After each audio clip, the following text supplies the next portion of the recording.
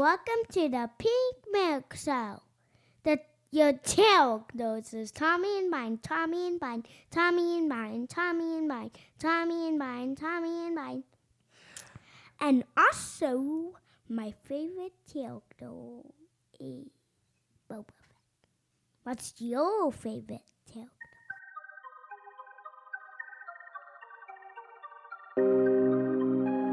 Hello there, and welcome to Pink Milk, your Star Wars podcast for us super fans. And those of us who are forced to listen to them. Okay, old man Yoda. Today we are talking Chapter 8 of The Mandalorian, Redemption. In this season finale, we get nursing, we get protecting, and we get the cutest goodbye from our little baby Yoda. Thomas, are you ready to do that magic hand thing? I am. It's time to drink up. Drink up.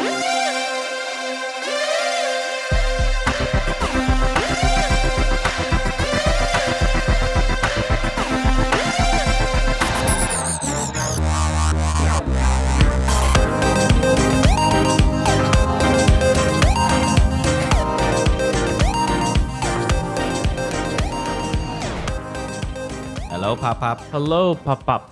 Happy someday fun day to you. Happy someday fun day to you as well. Thank you. No, thank you. Oh, you're welcome. You know. All right. Alrighty then.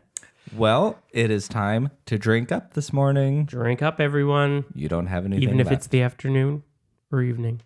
Or evening, anytime. It's Just time drink to up. drink up.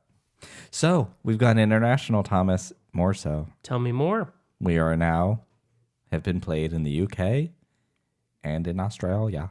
Excellent. I'm pretty excited. That's Very pretty cool. excited. Absolutely. We've grown a bit over this last few weeks. I think the Rise of Skywalker has helped us.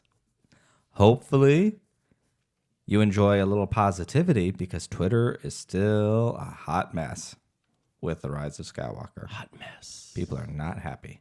That's silly. It is silly. It's was sad. good. It's a great movie. It is a great movie. There's sexist comments being thrown out. If you like it, you hate women, you're also a racist because Oy, Kelly oy, Marie oy. Tran wasn't in it enough. All sorts of things, which, I loved Rose Tico. She was great. Unfortunately, there really wasn't a place for her in this movie. And to just shoehorn her in, to get her in, I'm sorry, it's I disrespectful. mean, she had her place. Yeah, She was was- great. yeah, she was she was studying with plans, Finn. and Yeah. it was awesome. Mhm. So, yeah, I still really like that movie. Mm-hmm. I think I'm going to try to see it again this week. I've had a little time away from it, and I'd like to come back and visit it again once before Oh, great. the year For a is fourth over. time. Excellent. May the fourth be with you. Yeah, pretty much.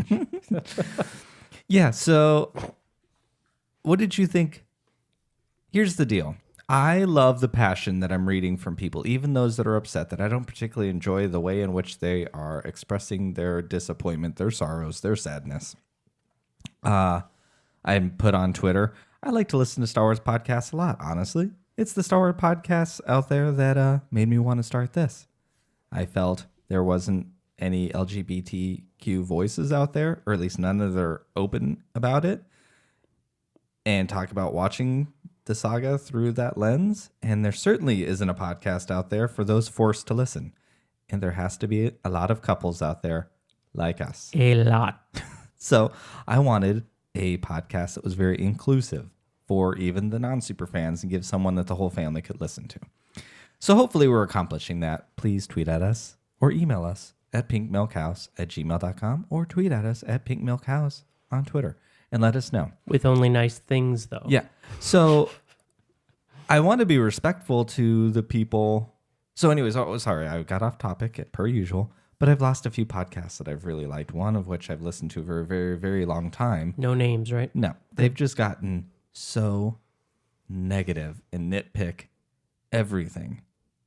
And yes, I will be, full disclosure, hard for me to watch Star Wars with a critical eye because honestly, I choose not to. You can nitpick anything to death if you want to and be annoyed with every little thing, but just let let it take you over and enjoy it for what it is, not what it could have been or not what you wanted it to be. Possession is the way of the Sith, and your ending isn't the way the ending is supposed to go. Listen to the morals of the things that you preach to love. So hopefully you'll find our witty banter, sometimes maybe slightly inappropriate. That's all right. It's all in fun. Welcome to our house. But the positivity, it's really hard. And people are a lot of people are very upset about Ben Solo dying. # Ben deserved better. I don't understand where anyone thought that he should live. I don't get it. He killed thousands of people. And then there's the thing of, well, he was a child of trauma. Well, I'm sorry, that doesn't excuse you from killing a bunch of people. But okay, but beyond that, it's more than a movie to people. It's more than a movie. It's a to movie me. to start saying he's a child of trauma and all that stuff. I mean, it's a movie. I don't know. I don't think that's an excuse to do wrong, in my opinion. And we are experts in dealing with children with trauma, which we talk about on the show a lot too. Mm-hmm. So he was forgiven by all. He did a selfless act and was redeemed, which is why his body disappeared, and he will live happily ever after. And yes, dead is not dead. I've read that a lot, not in Star Wars. That's true. He will be on as a bluey ghost. I will be with you always. It's said right in this movie. They will always be together. So I understand being sad. It was a really sad ending. We liked Ben Solo a lot. We liked him from the minute he was on The Force Awakens. Yeah, but we even liked him in The Force Awakens. There was something about that character that we liked. He was, honestly, one of the greatest characters probably in Star Wars. He was very complex. And it was really sad that he died. Kylo Ren. But he needed to die. He killed a lot of people. What message would it send to children if you can kill all these people? Then, but it's okay.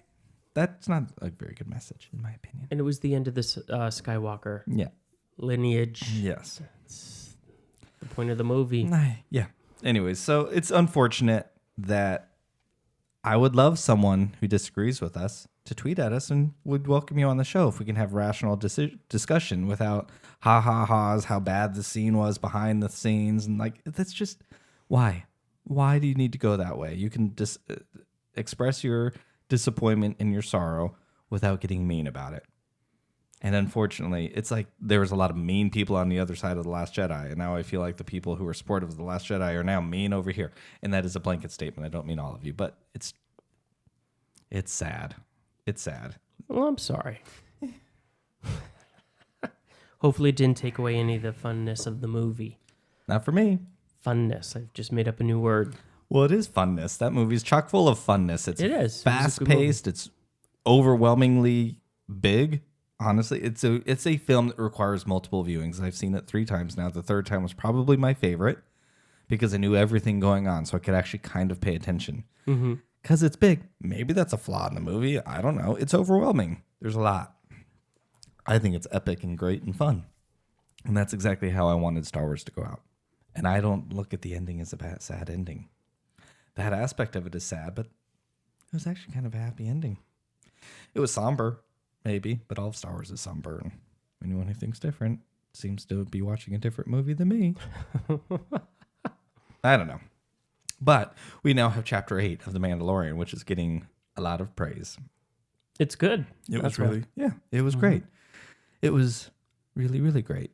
And so with this and the Rise of Skywalker closing, there's like the new wave of Star Wars is kind of, these chapters are closed. We'll have new chapters, but it's also a time to reflect upon this little podcast. This is episode 14, so we've been doing this for several months now. And honestly, it was The Mandalorian and the Rise of Skywalker that really got us motivated to finally do this, because there was years of being nervous to do it and all that, because it's kind of, I don't know. And then there was You're a lot exposing of yourself. getting ready to get ready. And then learning how to do this. But what do you think, Tom? What do you think, Pop?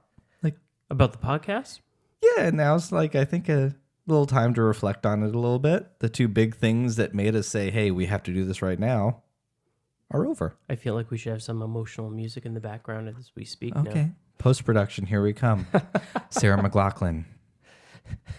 We'll get a couple of dogs all lined up. No, just think of Tom and I with puppy dog eyes. Oh, I think it's been fun. It's not over, right? No, not at Oh, all. I wasn't sure where we're going. No. We're at not all. dying or anything, right? I've been dying a little each day since you came back into my life. Came back. That's a line from Attack of the Clones. Wah, wah. I truly, deeply love you. I know. Even though an hour and a half ago I told you to stop looking at me because you're creeping me out, dude. I know that too. Oh, we're not good at the whispers. You can't hear the whispers, but Sorry, but they're funny. they're funny to us. us. Thank you, Allegedly NYC. You taught us well. Yes. Good You know, trips with so- that podcast. Yeah. Mm. I still get to listen to it. Tom doesn't listen to it as much anymore, right? That was our road trip thought it podcast. went off the air. That's no, they've had 4 seasons. Oh, they're back. They've been back. Excellent. Oh, well, yeah, I'm out of the loop. Mm-hmm. So, anyway, what do you think? Like, what have you thought about this podcast? I think it's been great bonding time. I like the fact that the family has gotten involved. Yeah, that wasn't something exactly I was anticipating. I mean, I didn't But it think really to is enjoy it as much, that I would enjoy it as much because I was forced to listen to this and kind then of- forced to get on the podcast. Hey, there it is. I lay all my cards right out there. But truthfully, it's been great. Do you still feel forced? No, not at all. Do you still feel forced to listen? Well, for 8 weeks in a row, you've got me up at 3:45 to watch a show that I could have watched all day long, maybe just a little. Hey, And then you made me watch it again. So I'm kind of not so sad that The Mandalorian's over, so I can get an extra hour of sleep. Although I'm disappointed it's coming back in September when there was only 8 well, episodes. we don't know when. It just, You told me September. no, I asked you when fall 2020 was, and you told me September, so you told yourself September. Great. So that means it's late September. I now. don't know. John Favreau just said Fall. fall 2020 with Well, we know it's not August. an image of a Gamorrean guard maquette. So I'm thinking Cara Dune's going to get back into some cage battles with some Gamorrean guards. That would be rad. Well, good. The good news is she's coming back. I hope so. Seemed like everybody died the other day in the last 2 episodes. 2 people did die, but I'm wondering if IG-11 is dead. Maybe he... Well, he blew up. Yes. Well, yeah. But you can talk to Jack, because Jack will go on and on about IG-88, because he quite likes IG-88, even though now he thinks said that in the IG-11 first- might be cooler. Yeah. But IG-88 uploaded his brain into like 12 other bodies.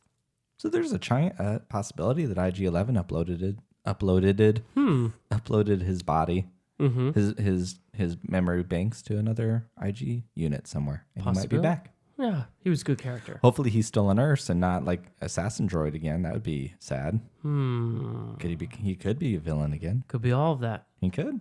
We'll see. Because I do. What's the chance of Quill coming back? Dead. Just dead. I think he has spoken one too many times. He shouldn't have spoke He so got much. his final word in. Oh, I By really Nick liked Quill. Cage. Yeah, is it Nick Nolte or Nick Cage? Nick Nolte. Whatever. By Nick. I should just stop at the Nick. I really liked Quill a lot. That's a bummer. And we jumped ahead. We haven't done our rundown yet, but we'll discuss Sorry. more of that later. So Later? I do think, because you're going to do your rundown of the episode, because we are getting better and better at this podcasting thing, hopefully. Because I do know that some of those early ones we just talked, which is what the show's about. It's a conversation. But I do think the recaps help personally. Especially from me.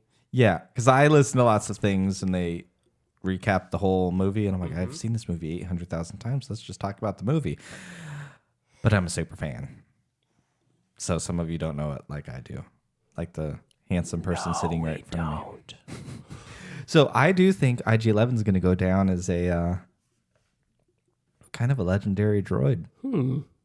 I mean, we took his amazing intro, which was the only part of the first episode of the first chapter that you liked, if I remember right. You were like, I'm not that into this until the Swiss Army knife came out. And now we had, that was like upped.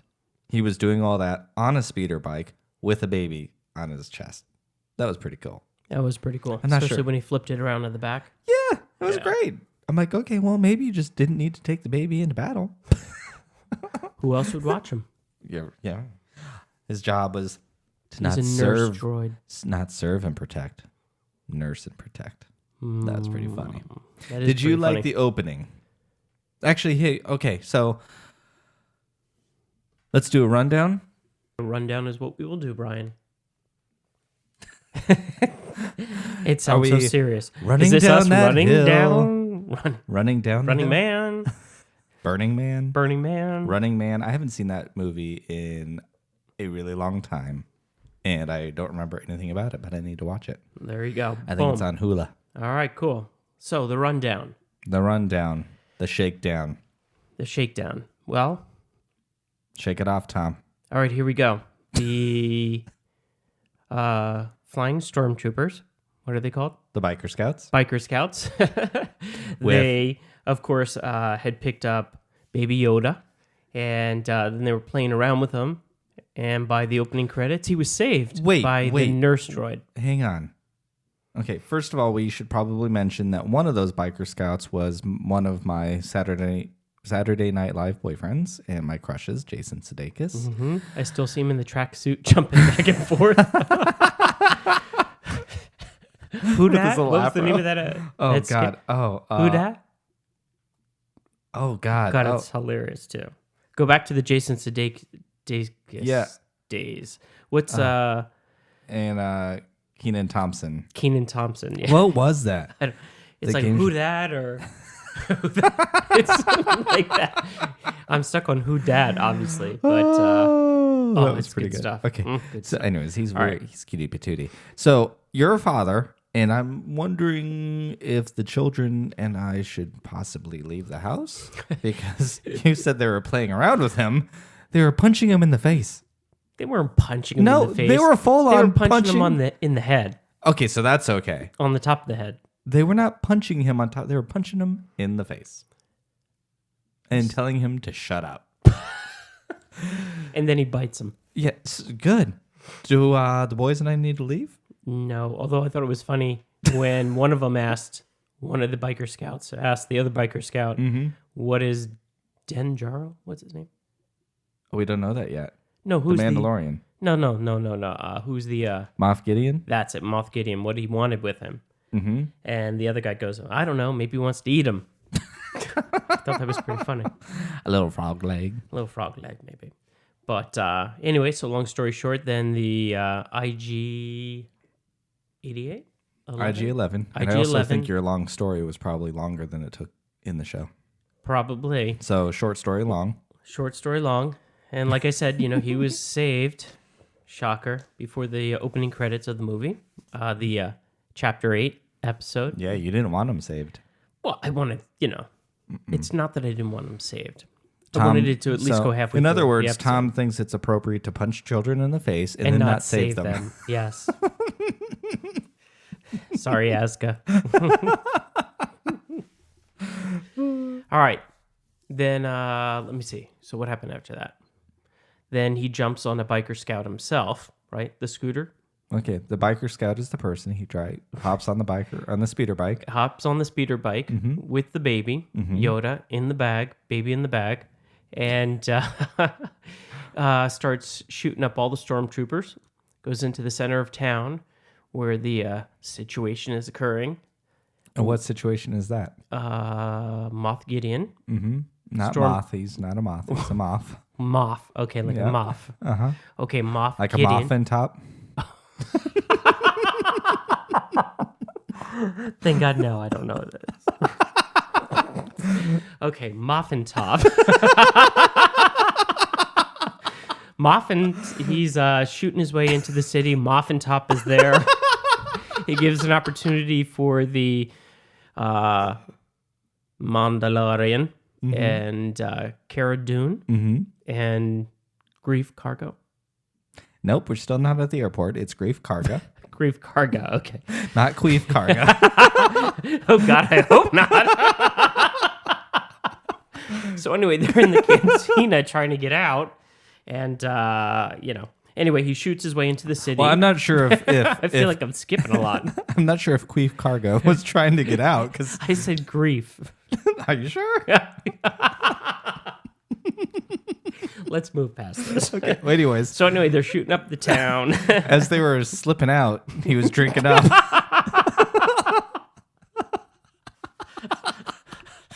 So let's get Did this you back notice- on. Yeah. Did you notice the drink? Yeah. We're good. We're moving on. So anyway, he's shooting up the place, and anyway, lots of fire back and forth. The Mandalorian gets shot by Cargo. We'll just call him Cargo. No, Gideon. Moff Gideon. Moff and Top Gideon. Yes. Moff and Top Gideon. And then, Cara Dune brings him in the cantina. He's apparently on his way out. It's actually quite comical. Okay. He Hang thinks, on, we're gonna hit the pause button because you're skipping over a whole lot. well, there's so much. So- It was 48 minutes.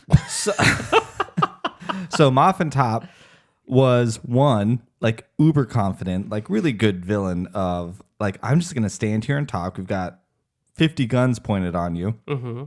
I am in total control and just cool as a cucumber. True. Laying everything out. So we learned Knows their names. Yeah, so we which is learned impressive. that Cara Cynthia Dune. Cynthia seems like not a Star Wars name, but okay. Cara Cynthia Dune was a rebel shock trooper, which we now knew, but she's also from the planet Alderaan. Do you remember who else is from Alderaan? Someone. Let me think a minute. Princess Leia. Good job. Yeah, so they have Lucky the guess. same home planet. Oh. Then Maybe they're related. possibly we learned that the Mandalorian has a name. He just dropped it in there like it was nothing. It was pretty cool, actually. It wasn't this big, like, grandiose pause moment. What's He his just name slipped again? it in there. Denjar? Din Djarin. Dinjarin. Yeah, Din Djarin. Dinjarin. Pretty cool. Very and cool. we learned that he was a disgraced Mandalorian, and he went on and on about how he thought his people would something about thinking how his people would think of him leaving or something. I don't remember, but he knew about the Great Purge, which he said you probably heard of this in the Songs of Tears, which was pretty cool. Like that's the song that they apparently sing about the horrible day. And we eventually learn that Moff Top Tarkin, or Moff Top Gideon, Muffin Top Moff Gideon? and Top Gideon, was there during the Great Purge. So the Siege of Mandalore, which is what, I don't know if it's going to be the whole season of Clone Wars, or at least some of the episodes, but we're going to see the Siege of Mandalore in the Clone Wars cartoon coming out in February. So maybe Moff and Top Gideon will be in the Clone Wars. Maybe that will explain how he got that thing. No. Oh, Nope. too soon? Too early. Too early? Yep.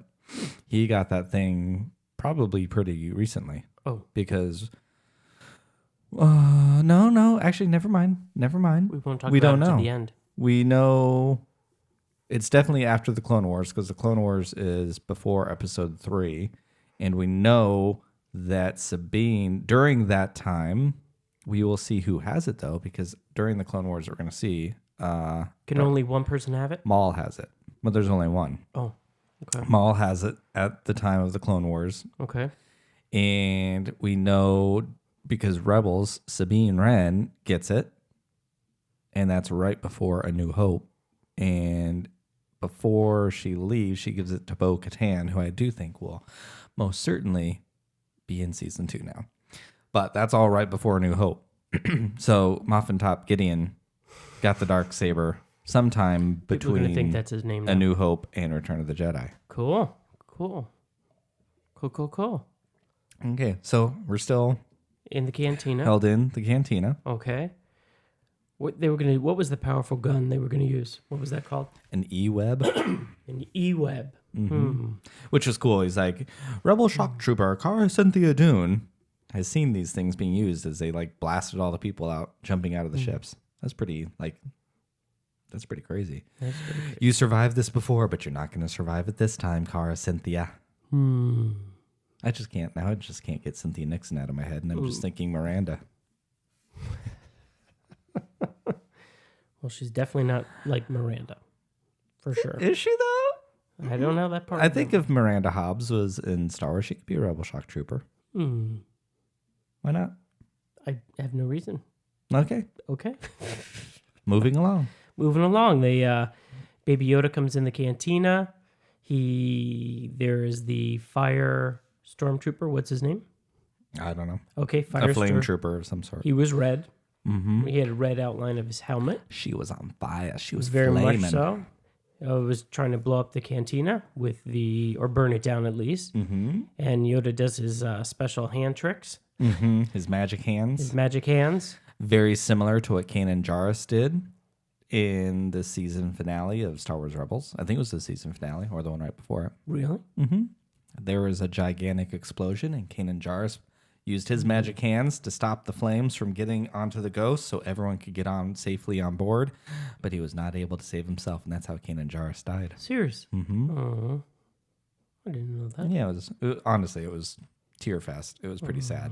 So it was a nice callback to that. Only Baby Yoda didn't die. He's injured, though. Tired. And tired.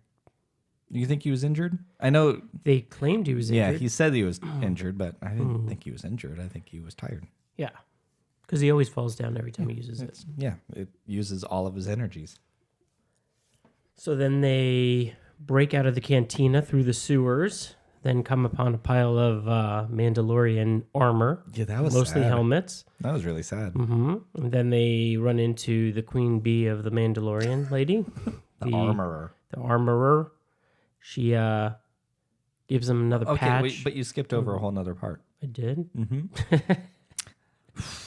So during the battle, IG-11 pops out, pew, pew, pew, pew, shoots up everybody, right? Then they think they're going to be able to get out. So they hop out, and badass Moffin Top Gideon's just like walking around because that's what a villain in Star Wars can do. All the lasers are all flying around, but nope, he's fine. And he shoots Mando in the back of the head, bounces off, and Mandalorian goes to shoot him.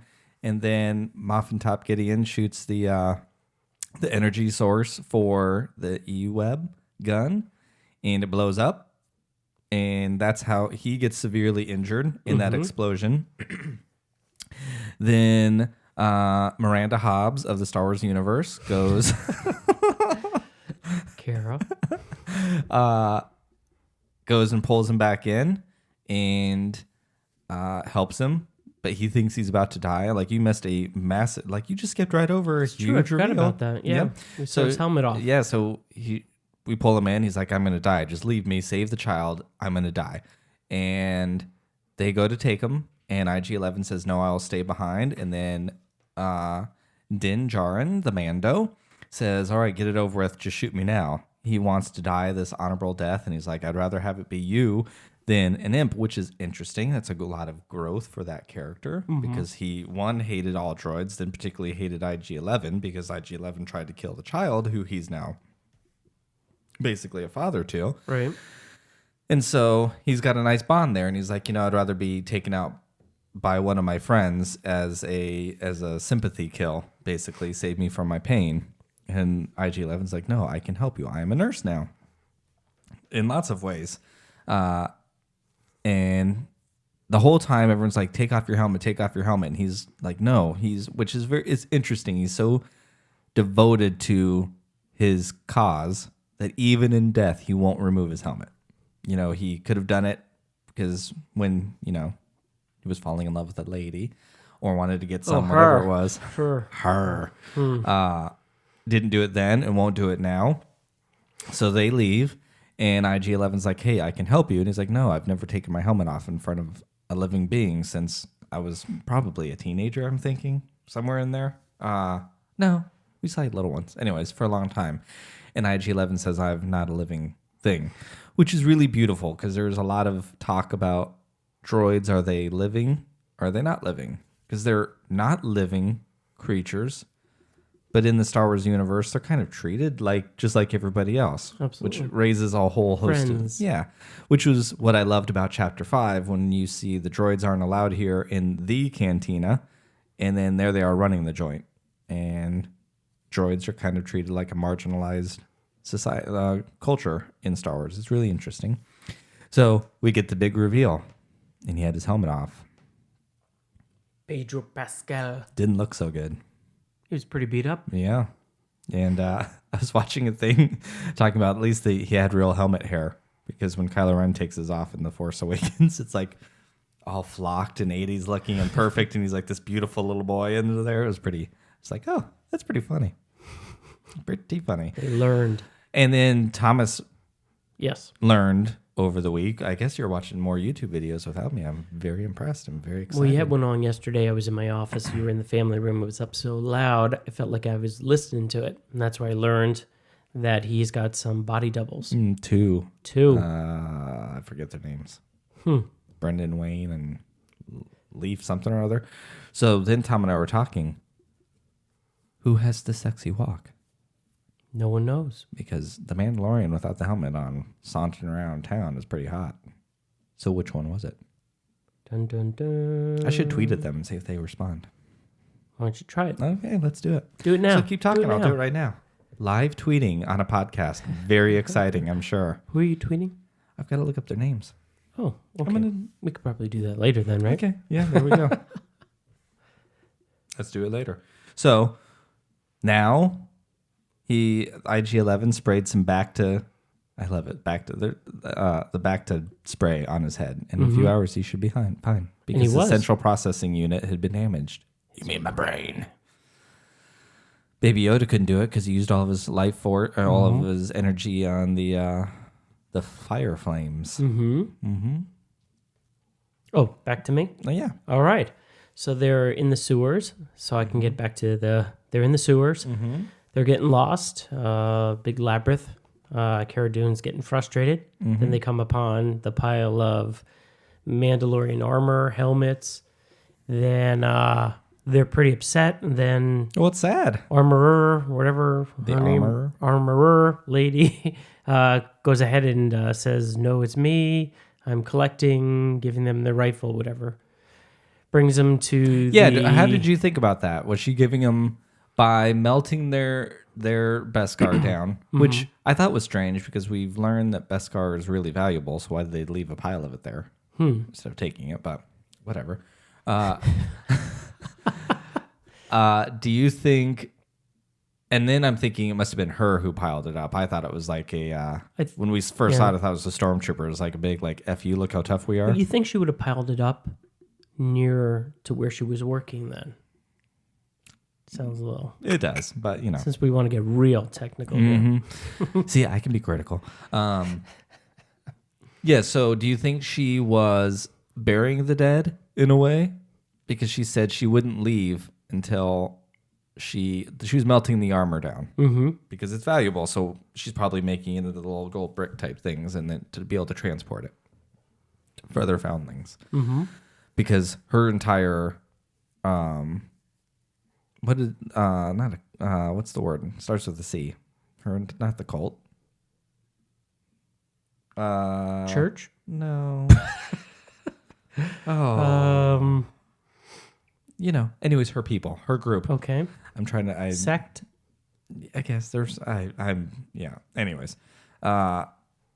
You can tell we have no notes and we just talk. Anyways, her people... Her whole tribe was all killed. Right. So now it's just her. Hopefully, and she's, hopes that some of them got away and escaped off-world. So she's saving all that, I'm guessing, for more foundlings and stuff like that. So, was it a burial? She made a new patch. It's called something, though. A signet? Signet, yes. Which was very beautiful. It was very beautiful. This is the one you were hunting and then saved? Mm-hmm. Because that was from episode 2. Now you're a sect of 2, is that what she said? Yeah. The words? No. Nope. He's reading his notes. I'm looking for my He's notes got to a see few if I wrote it notes. down because it's like a really basic word that I should know. Your clan. Clan. Oh, boy. Two really intelligent hosts here with our 4th grade educations. So he's a clan of 2. Her whole clan was killed. You're skipping. No, you're right. So then we heard about she said, "This is the one you hunted and then saved?" And he said, "Yes, his species, his race can move things with his mind." Like he had never seen it, never heard of it, because the Empire did a very good job of burying that garbage down, because the thought of Jedi living would give the galaxy hope and would make people less obedient. But she said that she had heard of them before in the songs of eons past or something like that, she said, which is really beautiful. I love, they're really, the Mandalorians are very rich in history and culture and heritage. And the way that she speaks about the armor itself isn't just like, here's your jetpack. It's, you know, the Rising Phoenix, she refers to that jetpack as, because she's like, okay, you need to move on. I'm skipping myself. So she says, eons past, she has heard of the race that can move things with their minds. They were sorcerers, call it the Jedi, which was really interesting. And then the Mandalorian said, so he's my enemy? And she said, his kind was our enemy, but he is not. He is a foundling. So they don't look at the Jedi with a positive look at all. They're bad. They're the enemy. And the Jedi are a race, a kind. So she says, you know, he's a foundling, and until you find his race or someone that can take care of him, you are his father, which is very beautiful. That was very beautiful. So it's like, are we going to look for the Yoda species? Which I don't want to. I like that that's like a rare thing. But so I was curious because she said that, but are they referring to his race being the Yoda beings or the Jedi? Because they kind of went back and forth and made the Jedi seem, at least from their point of view, like a race. And then I was like, well, there we go. It sounded to me like she meant the species. Okay. Well, I would like to think of it, there's only two people that could take care of them.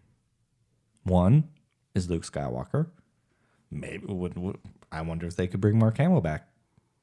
De-age him a little bit. I don't know how inexpensive that technology is. This show's got a big budget already. I know you don't seem to think it looks very expensive, but it's been very successful, so I'm imagining their budget's going to go up. And de-age some Mark Hamill, which would be pretty cool. I don't think that's where they will go, but it does leave the door open for one other living Jedi that we know of. My favorite. Ahsoka. But she's not really a Jedi. No, but she's a Force wielder. Yes. So I think it's interesting. I have lots of conversations. I read lots of things, and I feel like people use Jedi as being Force users, and they're not. Jedi is a religion. Jedi is a way of studying the Force, but it doesn't mean you use the Force. So Baby Yoda is not a Jedi, and probably won't be unless he was one of the students at Luke's school that were killed or whatever. But Jedi is like a way in which you practice the Force and look at the Force and study the Force. It's a creed, which was interesting too. We skipped that part where he said, "I'm not of wasn't born on Mandalore." And then Miranda Hobbs of Star Wars says, Cara Dune's like, Mandalorians aren't a race, it's a creed, which is kind of nice. And it goes back to, I love that Star Wars, anyone can be anything they want to be. One of the things that people are upset about. Especially with the helmet on. You could be 3 different actors. But more things that people are upset about the Rise of Skywalker, thinking that now that Rey's a Skywalker, she's not a nobody anymore. She's the granddaughter of Palpatine. But I don't see it that way. But I do like that it's not a race, it's a creed, and anyone can be a Mandalorian, and anyone can look at that armor and look up to it. We didn't even there was a lot in this episode. In that flashback, when they were talking about that stuff, when they're still trapped in the cantina, we saw all those Mandalorians saving him. So we saw Captain Phasma open the door. And by Captain Phasma, we mean a super battle droid, and he was about to get killed. Baby Mandalorian. And then a Mandalorian shot the robot and then took the kid and flew off into the sunset.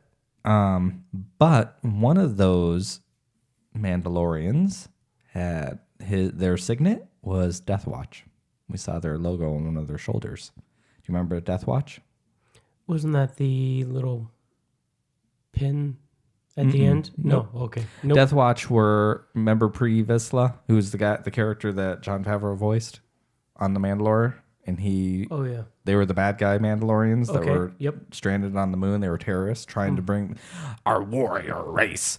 They were mad that Mandalore had become a neutral system, and they were warriors, and they were trying to bring back the spirit of the warrior race of the Mandalorians. So they are who saved the kid. So Din Djarin was a part of Death Watch, which is interesting because right around that time, I'm guessing, they were about to steal the Darksaber. So Death Watch had control of the Darksaber for a while. Okay. And at that time, it was still Bo-Katan, who we haven't seen yet, who will come back, who ended up being the last owner of the Darksaber that we know of, but she left Death Watch. Anyways, So it's a girl. possibly. That's why I was asking you if that person that picked up the kid could have been a girl. But you didn't think so. No, I don't think so. So, because I was wondering if that was Bo-Katan. Because I'm still convinced that Bo-Katan is the one who raised him. I think it would link it all very well.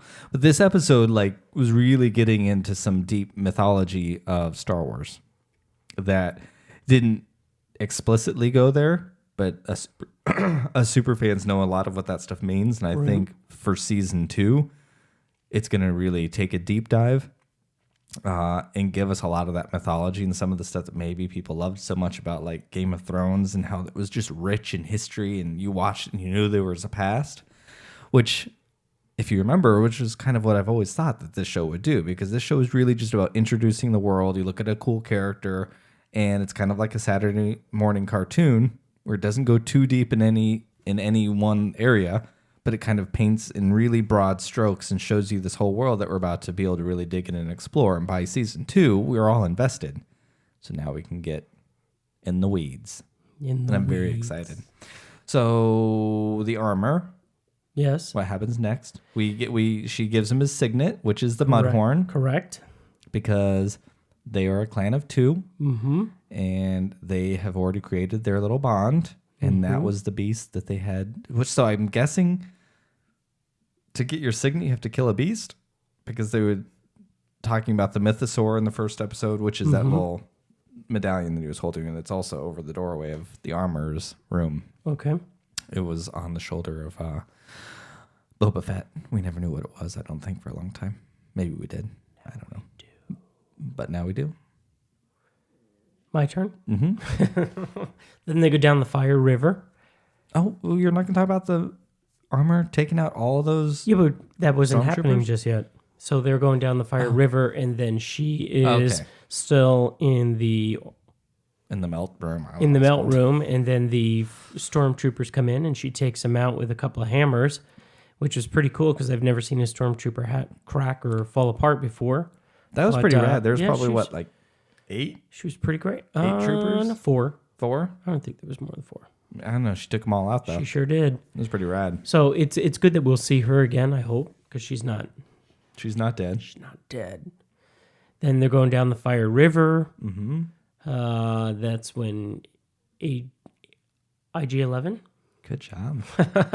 IG-11 sacrifices himself and blows up. Goes back to the very first episode. Bookends it, correct. Then they come out the other end because it was a tunnel with the Fire River. They come out the end. Honestly, hang on. And then the Muffin Gideon comes back. Muffin top.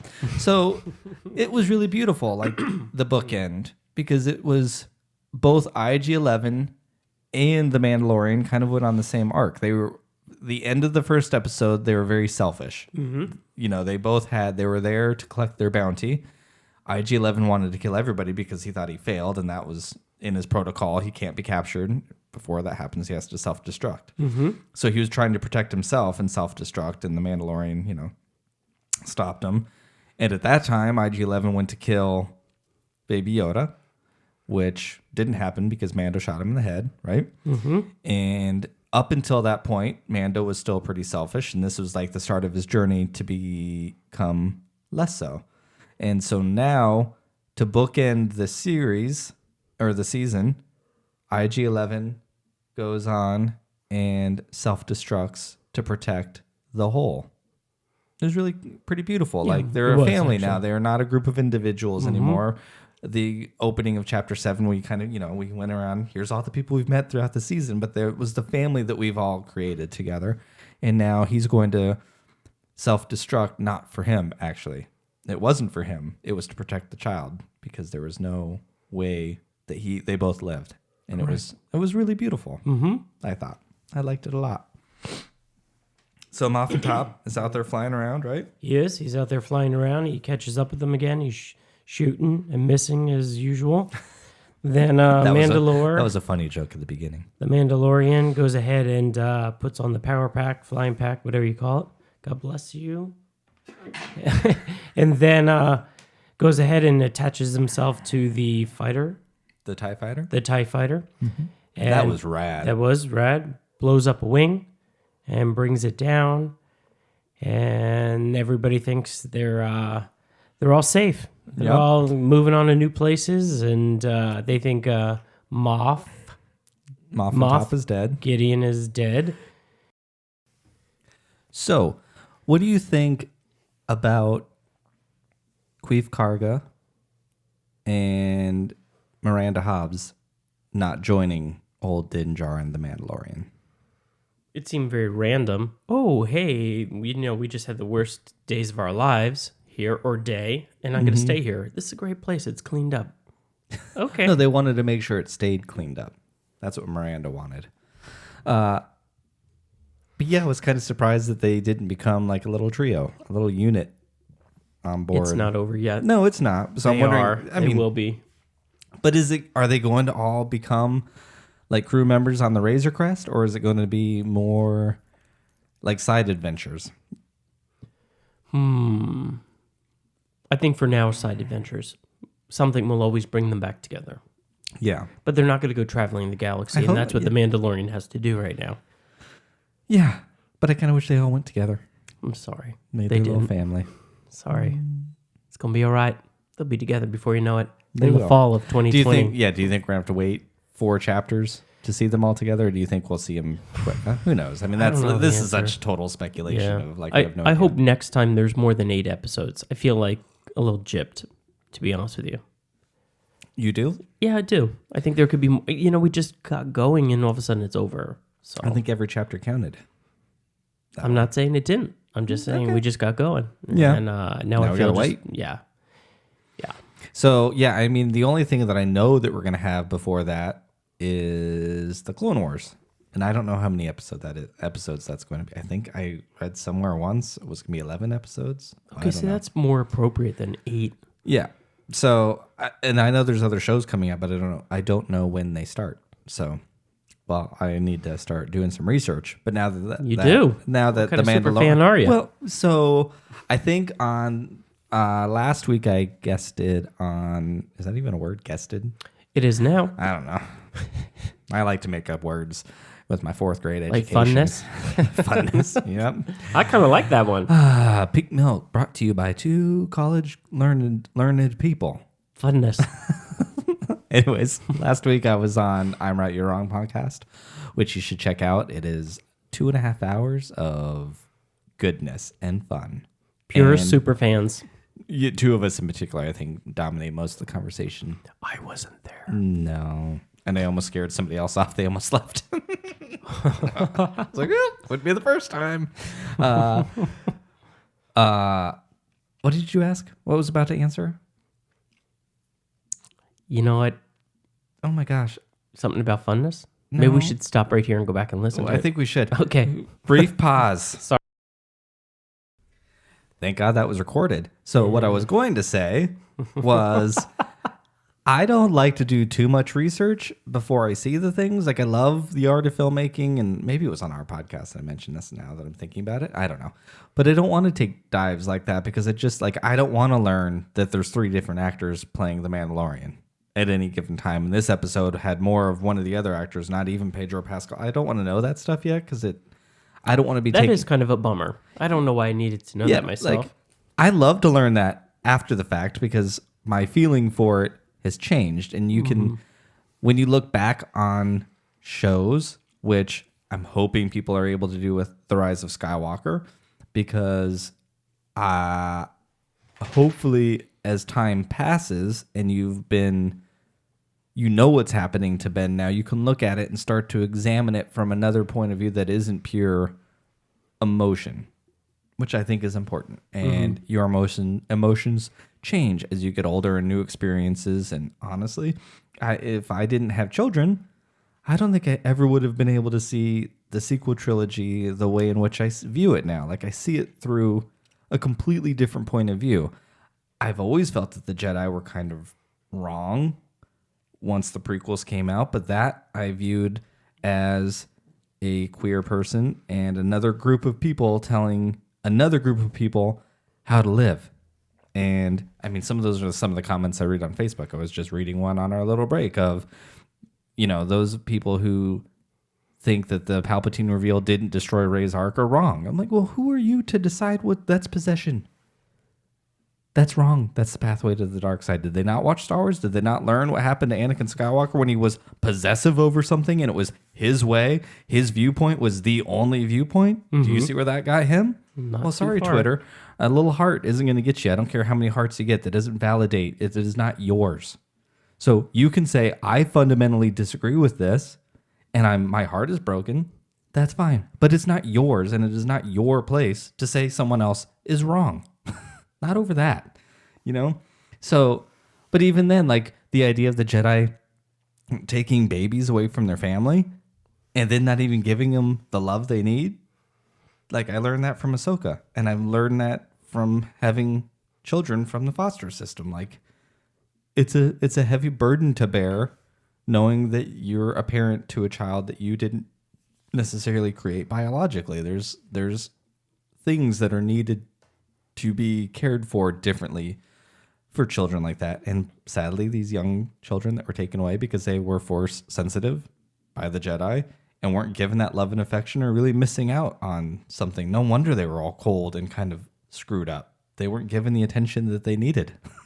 So I wouldn't ever have discovered that if I didn't open myself up to viewing something that I may have had one kind of emotional connection to something else. And it enriches the story. It enriches the way in which you look at it. And that's what's so beautiful about Star Wars. That's what the sequel trilogy did so beautifully, was turned it into a fairy tale with really wonderful, beautiful morals. And so thank you for that. You're welcome. That's a long tangent from, I don't want to know about all the behind. Thank you for finishing.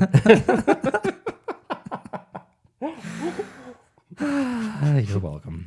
You're welcome. Thank you for being tied to that headphone strap so you couldn't leave. Some more shackles.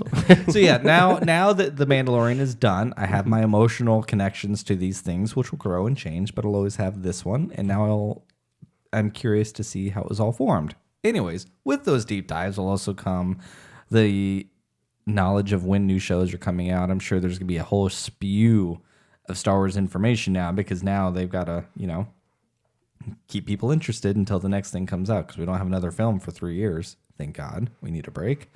We need to miss it a little bit. Yeah, that's probably a good idea. I honestly have not been a big fan of one a year. I've liked everything they've done, but I also think all of those things, if I had to hit beep, rewind the button, I think it would have been interesting to have done standalone issues, movies first, and then got to the sequel trilogy a little later. Mm-hmm. Had the public get used to their view of how Star Wars is before you closed out the thing that we were all so connected to. Or they shouldn't have broken it up. They should have just done it 2 years apart and not had anything there. But it is what it is. Can't change that now. Mm-hmm. And I've enjoyed everything, but it was too much. It was just too much at one point in time, at any one given moment. Keep them.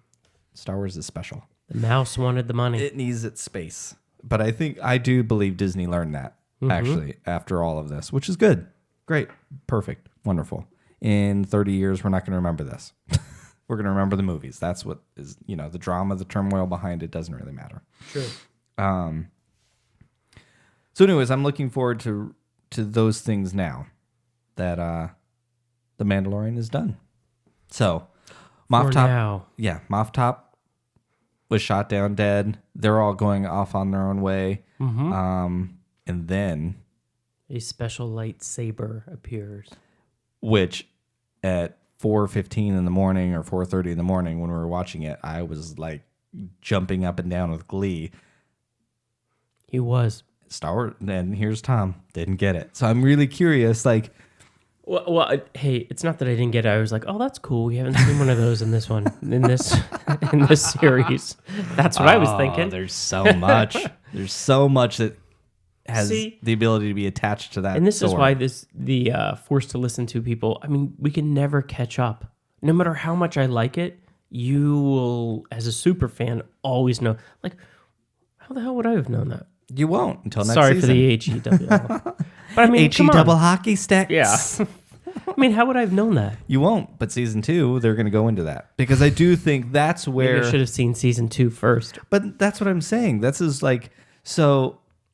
Anyways, there's so much attached to what the Darksaber means. Like it's so like big. That was a really big statement. And I'm really, really happy to see that Chapter 8 is getting like super high praise. Like it is like the capped off. People love it. Twitter's all positive. Thank God. Because I felt like there was a lot of positivity leading up to The Rise of Skywalker. Then S drop of negativity again. And thank God for more positivity. Baby Yoda just saves like everything. Yeah. I love Baby Yoda. Hope we get a name.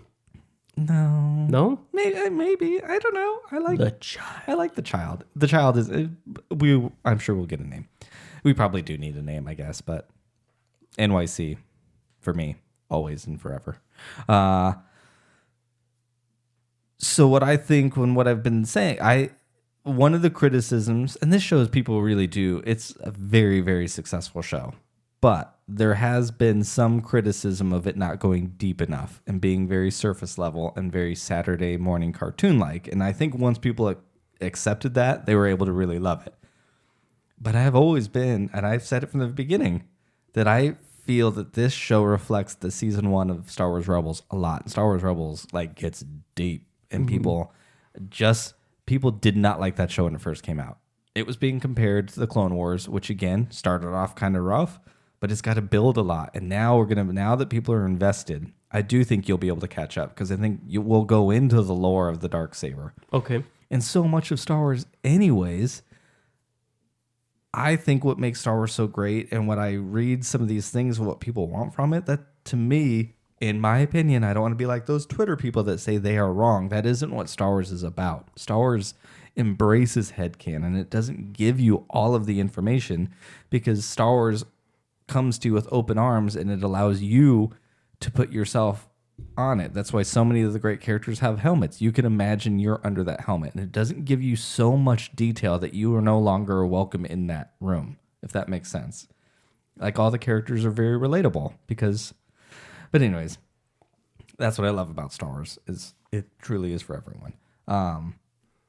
But I do think season 2 is going to deep dive into lore and all that. And you don't introduce the Darksaber for nothing.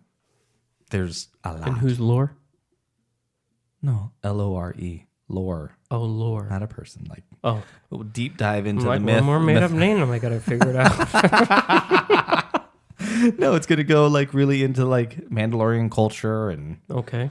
I think just having Bo-Katan introduced, which there's just no way they're not going to do it now. There's no way. Like she's attached to Sabine, the Duchess who was killed, who once ruled over Mandalore, and she had a whole journey. Like, I think we're going to get room for a lot of that stuff now. And now we've shown that we'll do flashbacks to the Clone Wars. I mean, what if we get flashbacks to Obi-Wan and the Duchess and Satine and all of it? Like, they're really just lightsabers are important to Star Wars. I mean, you think of Star Wars, what thing do you think of? A lot of people are going to go to the lightsaber. It's pretty Darth Vader. Yeah, but like a lightsaber is so iconic to Star Wars. It's part of its iconography and all of those things. It's like, and now we introduced it to this show, and not only which made it feel very Star Wars, but it wasn't just any old lightsaber.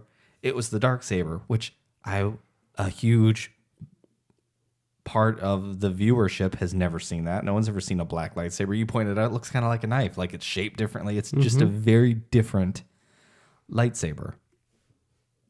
And the way it was introduced into the show was great because it was over seasons and actually over different series. Because we learned more about the Darksaber in Rebels than we ever did in Clone Wars where it was introduced. And that's just like, that is how Dave Filoni works. And it's just so great. Because it's, and I do think, thank you, Marvel, for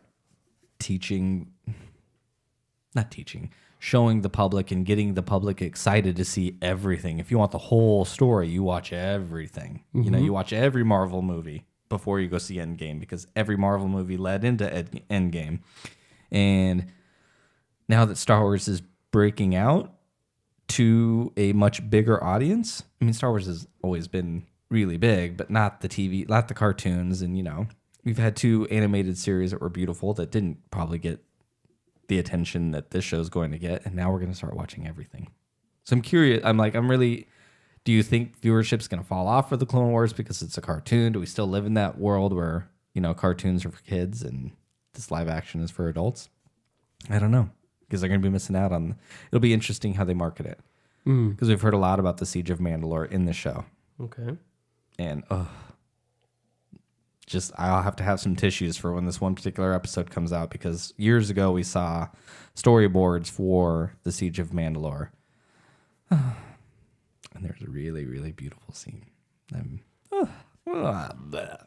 I'm very excited. All right.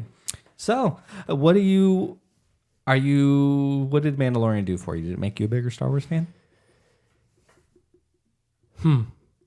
It made me grateful that I was there from the beginning. Okay. Made me grateful that I was listening to it and watching it with someone who is a super fan. So everything I missed, which is probably about 90%. But here's the thing. Yeah, no, I thought it was really good. You didn't need that. According to you, but it's you know not what 90%. I You didn't need because it. I wouldn't have known what that thing at the end was. You knew so much more. That's why, like, I can never get further, but you or don't get to super fan status ever. Why? Because you talk about these people as if though they're real, and you know every single thing. And I know to you they are. I got it. I do. And that's great. I know. love probably that you people love probably that. think I'm That's okay. absolutely nutso, but they really no, are. You're real. not. They really He's are. Real truly to not. me. But he just thinks little green friends are real. Mm-hmm. They're not real. What they stand for is real. Absolutely. It's your to religion. Me. I don't know if I'd go there. Well, maybe. From what people talk about religion, I guess it's really possible. I just don't. That sounds super nerdy. I'm kidding. Because I'm not the guy who runs around in Jedi robes. Absolutely. It made me more of a fan. Yes. It did. Mm-hmm. So what do you think? What do you think it is about this in particular that give it such high praise? Because this show was the flagship to Disney Plus. Disney Plus has been very successful. This show is very successful. I think I saw on Instagram or something that I think it was Time Magazine, like their year end or their new 2020 cover is Baby Yoda. And I've seen so many Baby Yodas save Star Wars. Baby Yoda saves everything. Like, what is it about this show do you think has such mass appeal when you yourself just claim 90% of it you wouldn't have gotten without me? Which I think is probably a lot. You don't need to know what the Darksaber is. You need to go, that last shot of him, you even mentioned how cool the shot was. Like, it invokes a Darth Vader. It invokes Darth Vader. So it's a very... Everyone knows who Darth Vader is. It made him look very powerful, standing on top of this wreckage with a lightsaber and a big black flowing cape. Correct. It felt like Darth Vader. And the fact that the dude is possessing the Darksaber all in itself makes him incredibly powerful.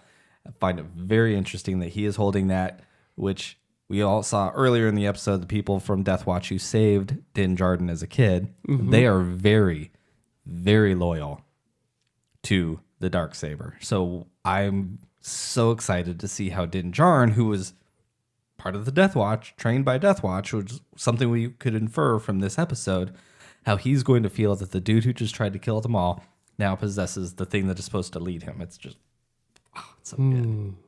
It's so good. What do you think it is, though, about this show that made it so accessible?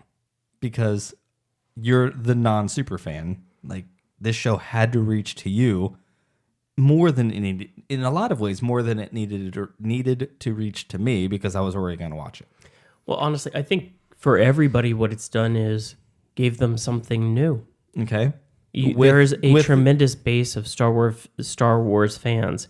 Even the people on Twitter that you're chatting about or whatever, whether they like it or not, they're still talking about it. Well, so it is giving you something new when it wrapped up something else. Yeah. So, and now it's going to give you 3 new things right in a row, but truly brand new Mandalorian.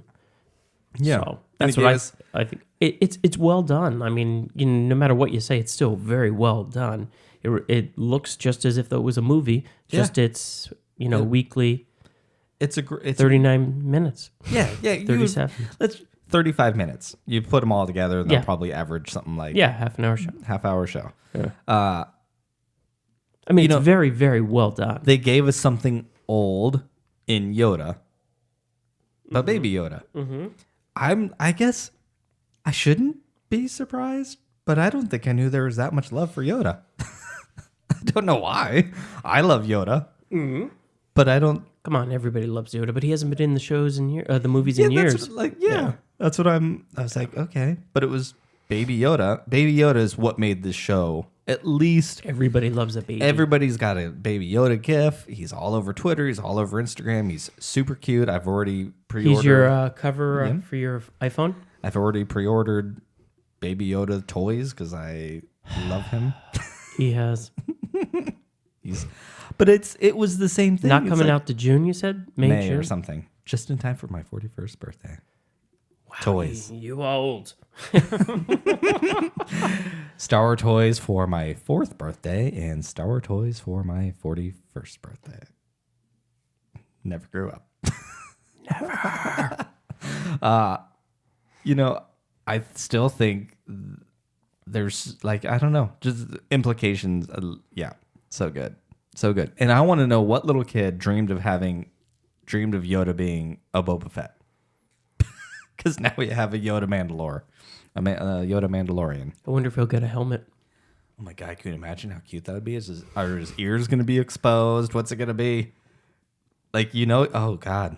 We know somebody Does he have to make talk? it. Does he have to give consent? Does he have to be able to speak basic in order to say, yes, I want to adopt this creed? I don't know. We'll get the armorer to work on it. I hope so. I hope they come back. I'm still curious. She'll be back. I'm still curious about those little horns that remind me a bit of Darth Maul. Where is she loyal to? Because we're going to see in the Clone Wars when Darth Maul was ruling the Mandalorians. Very curious. But thank you. Thank you. I guess it's time to probably wrap up. We're up over an hour now. Ooh. So, honestly, Pop, we've got the end of The Rise of Skywalker, the end of The Mandalorian, the things that started this whole thing. You've been here with me on the whole journey. I really appreciate it. Thank you. The journey is not over. We're not dying. Nope. We'll be back next week. We're going to be back next week. But it was still, this is what got us to jump on board and join the other 45 Star Wars podcasts. Hopefully we stand out. We got ourselves some queer theory. We got ourselves non-super fans. We've got it all. We've got the cutest intro of any and all podcasts. But yeah, no, I really appreciate it. Thank you for allowing yourself to be forced. And thank you for being a super fan. Don't forget to subscribe to us on iTunes, Apple Podcast iTunes, Google Play, Spotify. You can follow us on YouTube. If you're going to hop on board of Apple Podcasts, like 57% of our listenership, please write and review. Give us some love. It helps, apparently, get us to more ears. And if you like it, you'll want more to listen. So don't forget, follow us at Pink Milk House, Haus, Why, Thomas? Because you're a fancy guy. That's right. At Twitter and Pink Milk House on Instagram, and write us at pinkmilkhouse@gmail.com. You can see us at pinkmilk.site. SITE. Pinkmilk.site. Thank you very much. And until next week, we will talk to you later. Thank you. Bye. Bye now.